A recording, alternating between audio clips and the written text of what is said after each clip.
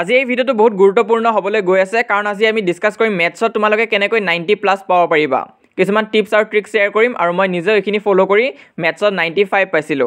বাকি সাবজেক্ট যেনেকৈ English social science বা আসামিজে হক তো তাত তোমালোকে ফুল মার্কস পাবৰ কাৰণে বহুত কষ্ট কৰিব লাগে কিন্তু মেথছত কিন্তু তাতকৈ অলপমান সহজ হয় 100 মাৰ্কস পোৱাটো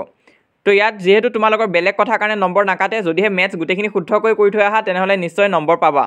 মেথছ এটা সাবজেক্ট যোনটো তোমাৰ পাৰ্সেন্টেজটো ইনক্ৰিজ কৰোতে বহুত হেল্প কৰিব তো এনেকুৱা নিচিনা সাবজেক্ট নহয় যোনটো তোমালোকে ভয় খাব লাগে তো তোমালোকে এটোটো অলপমান ফোকাস কৰিব লাগিব আৰু মেথছে কিন্তু তোমালোকৰ পাৰ্সেন্টেজটো বহুত বহুতখিনি হেল্প কৰিব যদিহে তোমালোকে ভালকৈ কৰি আহা তো বিভিন্ন ধৰণৰ ষ্টুডেন্টছ আমাক চাই আছে কাবাৰ হয়তো বহুতখিনি প্ৰিপাৰেচন হৈ গৈছে কিছুমানৰ অকল ৰিভিজন বাকি আছে আৰু কিছুমানৰ হয়তো ইতিয়ালে ভালকৈ পঢ়াই হোৱা নাই তো সকলো কাৰণে ডিসকাস কৰিম ভিডিওটো সম্পূৰ্ণ চাবা তো তোমালোকে নিশ্চয় 90+ স্কোৰ কৰিব পাৰিবা মেথছত আৰু মই নিজে এইখিনি ফলো কৰি 95 মাৰ্কস পাইছিলো তো তুমিও যদি ভাবি আছা যে তোমাৰ ভাল নহব নেকি মেথ সাবজেক্টটো বা তুমি যদি প্ৰি ফাইনেলত ভাল মাৰ্কস পোৱা নাই 60 70 ঘৰতে পাইছা কাৰণ মই নিজেও হিমানে পাইছিলো তাৰ পিছতো মেট্ৰিকত কেনেকৈ তোমালোকে ইনক্ৰিজ কৰিব পাৰিবা আজি এই ভিডিওটোত ডিসকাস কৰিম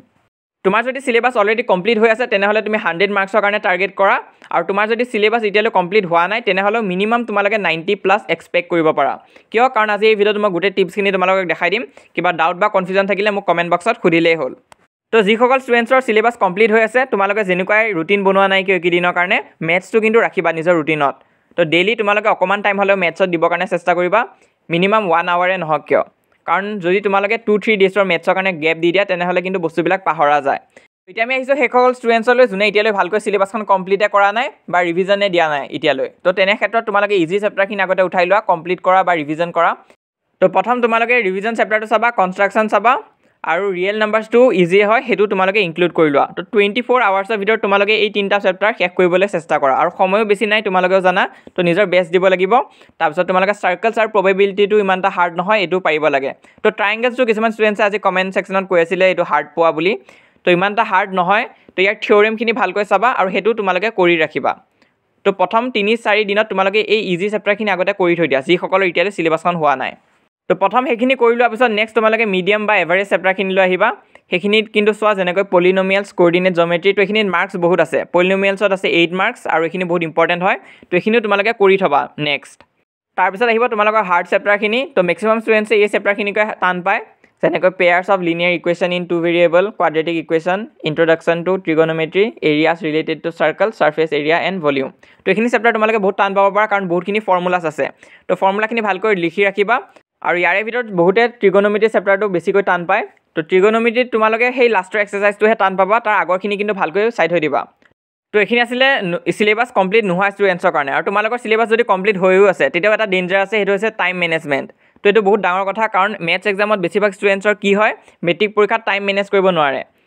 আৰু ইয়াত তোমালোকৰ গুটে টাইমখিনি গুচি যায়গৈ আৰু পেপাৰখন শেষ নহয় তো বহুত ষ্টুডেন্টছে কি কয় যে পেপাৰখন জানাই আছিল কিন্তু কিয়তে কৰি থৈ আহিব নোৱাৰিলে সময়ত তো বহুত ষ্টুডেন্টছে এমসিকিউ টাইম মেনেজমেন্ট কৰিব নোৱাৰে আৰু বহুত ষ্টুডেন্টছে থিওৰি তো এই দুটাত তোমালোকে জানিব লাগিব কোনটো তোমালোকৰ বেছি প্ৰবলেম হৈছে হেতু কাৰণে তোমালোকে প্ৰি টেষ্ট পেপাৰখিনি সলভ কৰি চাবা আৰু নিজকে 3 ঘণ্টা সময় দি সলভ কৰিবা তেতিয়াহে ভালকৈ বুজি পাবা আৰু তোমালোকে বেছিকৈ ফোকাস কৰিবা ফৰ্মুলা বিলাকত আৰু এমসিকিউ বুক বা যিকোনো তোমালোকে এমসিকিউ কাৰণে যদি কিতাপ কিনিছা তো তাৰ পৰা কমন আহিব বুলি এক্সপেক্ট নকৰিবা তাতকে ভাল তোমালোকে প্ৰি ফাইনেল পেপাৰখিনি প্ৰেক্টিস কৰা তো তোমালোকে যদি এমসিকিউত বেয়া বা এমসিকিউত যদি টাইম মেনেজ কৰিব নোৱাৰা তেনেহলে তোমালোকে প্ৰি ফাইনেলৰ এমসিকিউখিনি সলভ কৰিব চেষ্টা কৰিবা ঘৰত বহি 45 মিনিটৰ পৰা 60 মিনিটৰ ভিতৰত তো এখিনি কৰিলে তোমালোকৰ স্পীডটো ইনক্ৰিজ হ'ব লগতে তোমালোকে ফুল পেপাৰো কৰি চাব পৰা 2 আৱাৰ্ছ 30 মিনিটছ টাইম দি নিজকে তো ঘৰত বহি লবা আৰু নিজকে 2 আৱাৰ্ছ 30 মিনিট টাইম দি পেপাৰ সলভ কৰাত লাগি যাবা তো কি পেপাৰ আগতে সলভ কৰিবা তো বহুত ষ্টুডেন্টছক প্ৰশ্ন কৰি আছিলা তো তোমালোকে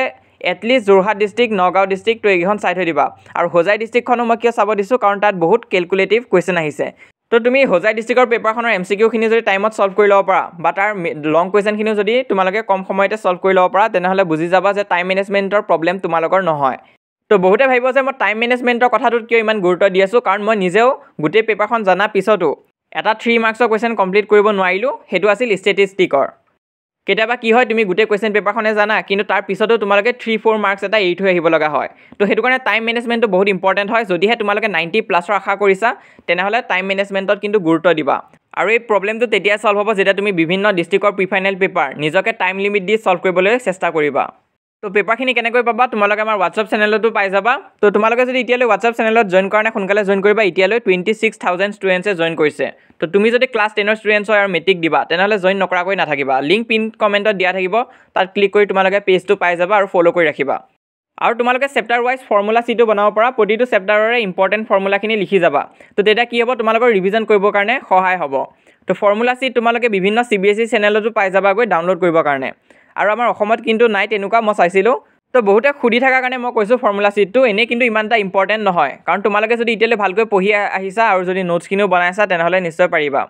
তো ফৰ্মুলাখিনিত বেছিকৈ ফ'কাছ কৰিবা আৰু প্ৰেক্টিছ কৰিবা ডেইলি কাৰণ যদি প্ৰেক্টিছ নকৰা গেপ দি দিয়া তেনেহ'লে কিন্তু পাহৰি যাবা তো এক্সাম ষ্টাৰ্ট হোৱাৰ পিছত সেইটো বেলেগ কথা তেতিয়া যোনটো ছাবজেক্ট থাকিব সেইটো পঢ়িব লাগিব কিন্তু এইকেইদিন তোমালোকে প্ৰেক্টিছটো মেইনটেইন কৰি ৰাখা কাৰণ মেথছটো এনেকুৱা এটা ছাবজেক্ট যোনটোৱে তোমালোকৰ নম্বৰ কমাই নিদিয়ে কিন্তু বঢ়াবহে পাৰে তো মেথছে তোমালোকক বহুতখিনি হেল্প কৰিব পাৰে তো মেথছটো তোমালোকে ভালকৈ ফ'কাছ কৰি পঢ়া এইকেইদিন আৰু আমাৰ চেনেলত অলৰেডি বহুতখিনি হেল্প প্ৰভাইড কৰা হৈছে তাৰ বাহিৰেও যদি কিবা টপিক ৰৈ গৈছে তেনেহ'লে কমেণ্ট কৰি জনাবা